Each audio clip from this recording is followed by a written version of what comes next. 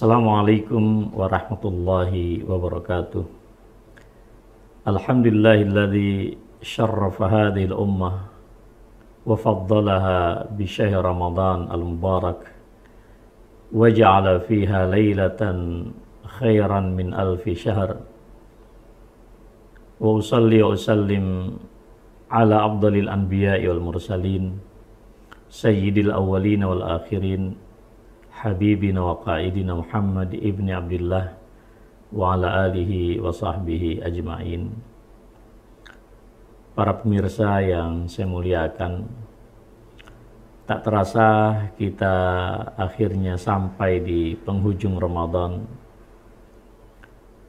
Sungguh suatu kemuliaan yang luar biasa manakala Allah Subhanahu wa taala mengutus seorang rasulnya Muhammad sallallahu alaihi wasallam.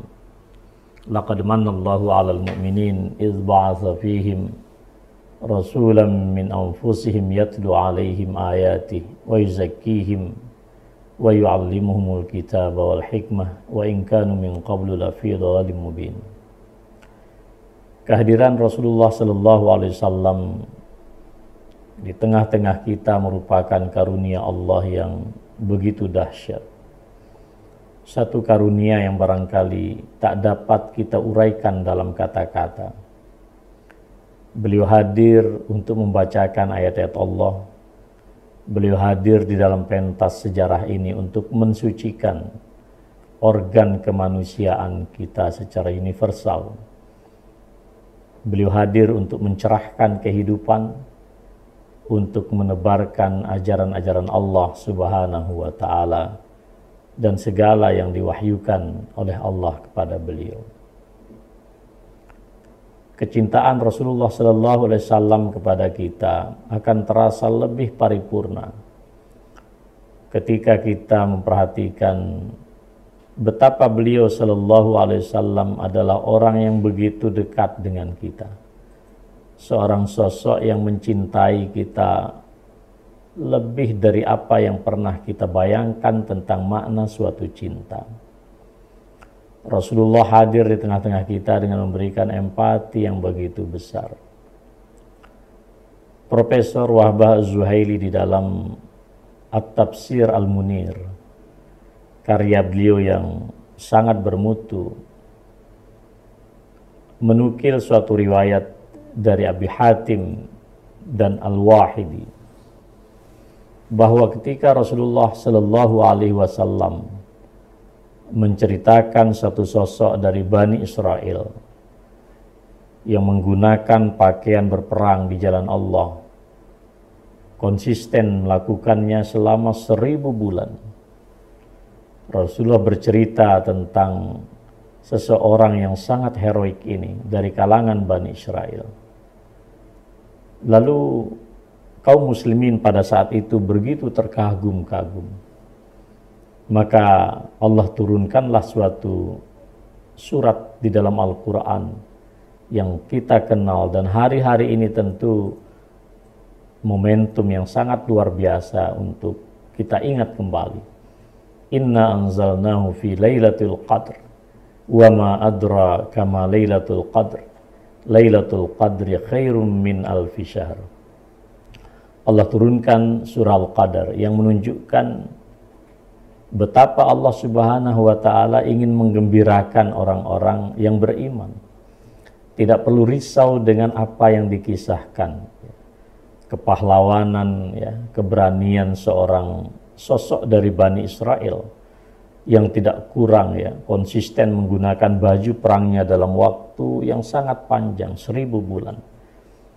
Dan Rasulullah SAW menyempurnakan cintanya kepada kita dengan memberikan suatu kabar tentang turunnya surah Al-Qadar.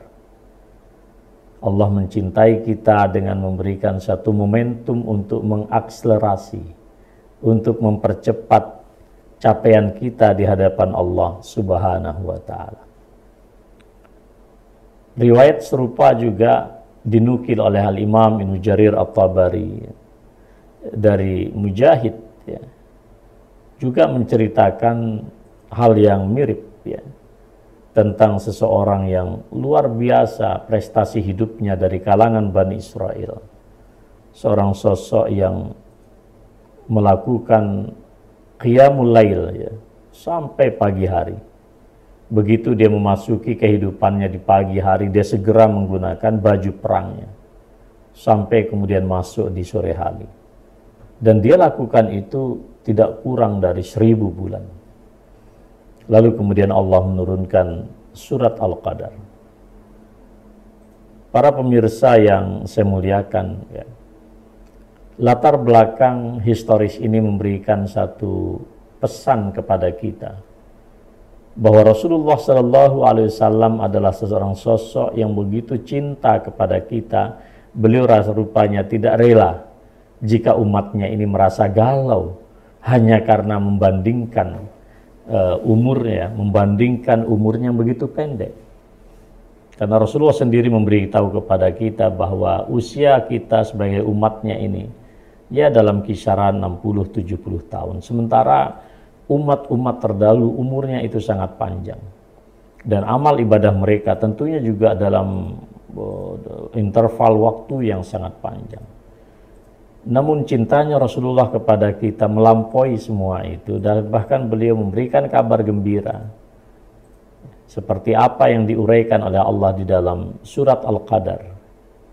Di situ ada satu isyarat dari Allah yang sangat tegas bahwa ada satu malam dalam kehidupan kita sebagai orang yang beriman. Jika malam hari itu kita manfaatkan untuk melakukan amal kebaikan, itu dilipat gandakan oleh Allah Subhanahu wa taala, melebihi orang yang melakukan ibadah selama 1000 bulan, melampaui apa yang telah dicapai oleh sosok yang begitu hebat dari kalangan Bani Israel.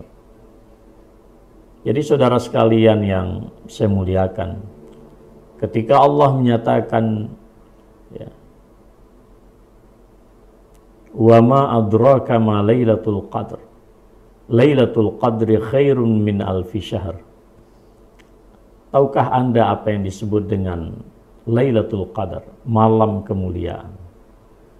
Malam itu lebih baik nilainya bagi Allah daripada 1000 bulan di luar malam itu.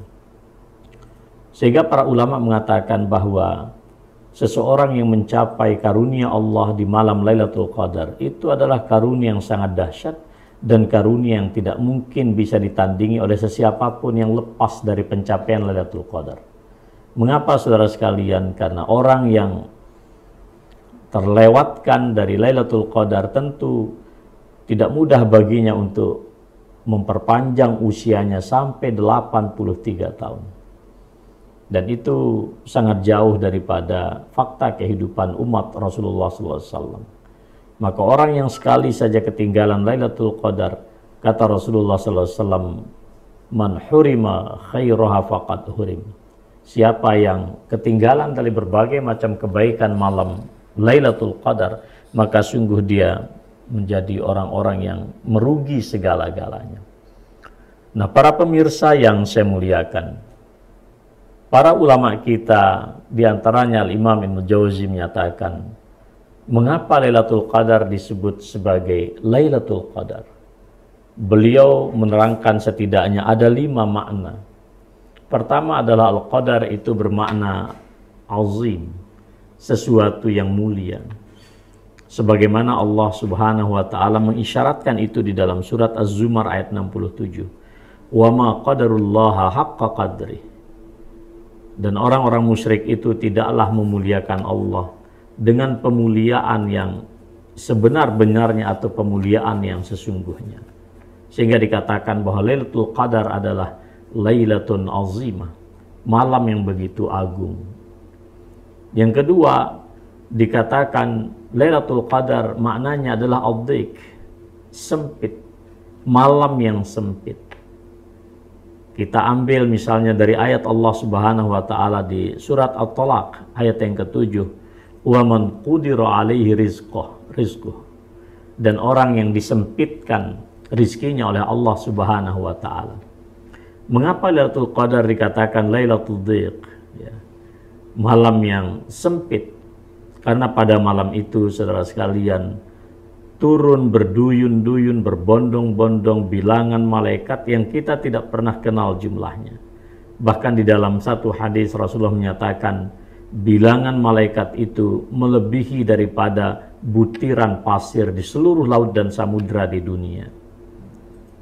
Bilangan yang sungguh sangat menakjubkan, saking banyaknya bilangan para malaikat, sehingga dunia ini terasa sempit karena mereka semuanya berlomba untuk menebarkan kebaikan kepada kita. Juga dikatakan bahwa Lailatul Qadar adalah Lailatul Hukum, malam di mana Allah menentukan ketentuan daripada takdir kita yang akan berjalan setahun yang akan datang. Inna anzalnahu fi lailatin mubarakah, inna kunna munzirin. Fiha yufraku kullu amrin hakim. Pada malam hari itulah kemudian Allah pilah-pilah, Allah identifikasi. Allah mandatkan kepada para malaikat yang akan mengatur urusan manusia semua ketentuan kita yang akan berlaku pada 1 tahun yang akan datang.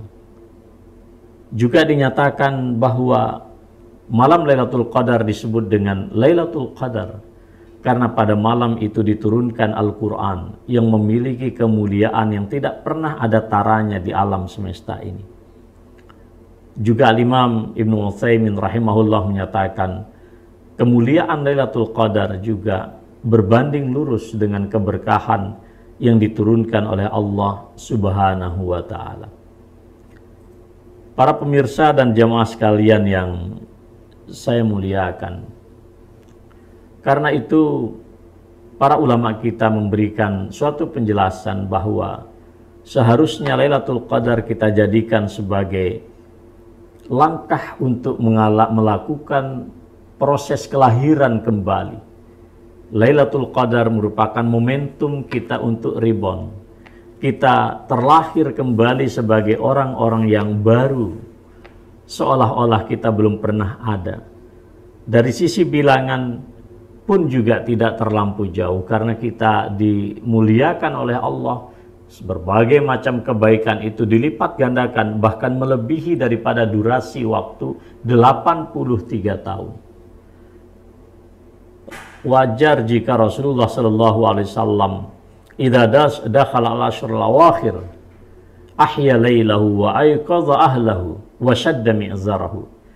Jika masuk 10 malam terakhir atau masuk di 10 malam terakhir, Rasulullah menghidupkan malam-malam itu dan beliau kemudian membangunkan keluarganya dan mengencangkan ikatan sarungnya. Ini satu pesan bahwa Rasulullah menjauhi berbagai macam aktivitas yang melalaikan beliau dari aktivitas yang secara khusus ya ta'abbudi kepada Allah Subhanahu wa Ta'ala. Maka juga dinyatakan dalam berbagai riwayat yang sahih, Rasulullah selalu melaksanakan i'tikaf. Bahkan juga dikatakan Rasulullah SAW, man qama lailatal qadri imanan wa ihtisaban ghufira lahu ma taqaddama min dzanbih. Orang yang menghidupkan malamnya pada saat Lailatul Qadar, maka orang dengan penuh keimanan dan pengharapan terhadap ridha Allah, maka orang itu diampuni segala dosa yang telah lalu. Ini adalah ibarat manusia yang terlahir kembali, saudara sekalian. Karena itu pada akhir-akhir Ramadan ini, sebagaimana Rasulullah nyatakan di dalam hadis beliau juga, maka barang siapa yang hendak mencari Lailatul Qadar, maka hendaklah dia mencarinya pada malam-malam ganjil, pada 10 malam yang terakhir. Para pemirsa yang saya muliakan, sungguh luar biasa kemuliaan malam ini, di mana kemudian Al-Quran, Inna anzalnahu fi lailatul qadar. Ya, surat Al-Qadar itu surat ke-97. Dan jelas Allah mengaitkan surat Al-Qadar dengan surat sebelumnya, yaitu Al-Alaq.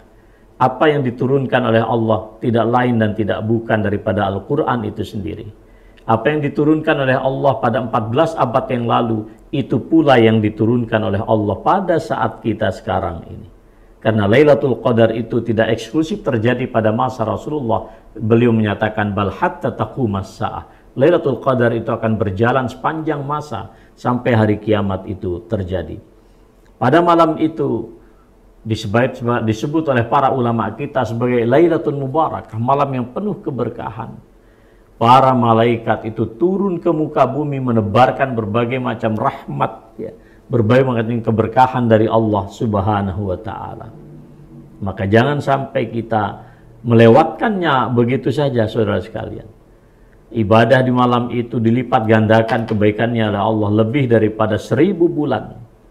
Para malaikat datang berduyun-duyun, ya. Berbagai macam rahmat barokah dari langit dibagi oleh para malaikat. Bahkan malaikat Jibril yang datang 14 abad yang lalu, itulah malaikat Jibril juga yang turun kepada kita, ya. Sehingga Allah juga menyatakan salamun hiya hatta matla'il fajr, malam itu penuh dengan kedamaian.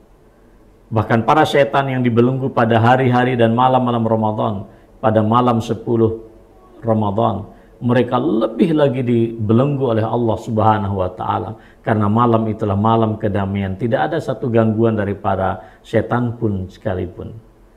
Jadi saudara sekalian yang saya muliakan, tentu kita berharap sebagaimana dikatakan Rasulullah SAW, kita diampuni dosa-dosanya yang telah lalu, dengan catatan tentunya kita melakukan qiyam, kita melakukan berbagai macam aktivitas kebaikan, amal soleh. Apakah amal soleh itu secara vertikal kita lakukan murni kepada Allah Subhanahu wa taala, ataukah amal soleh itu juga dalam konteks hubungan antar kita sesama umat manusia?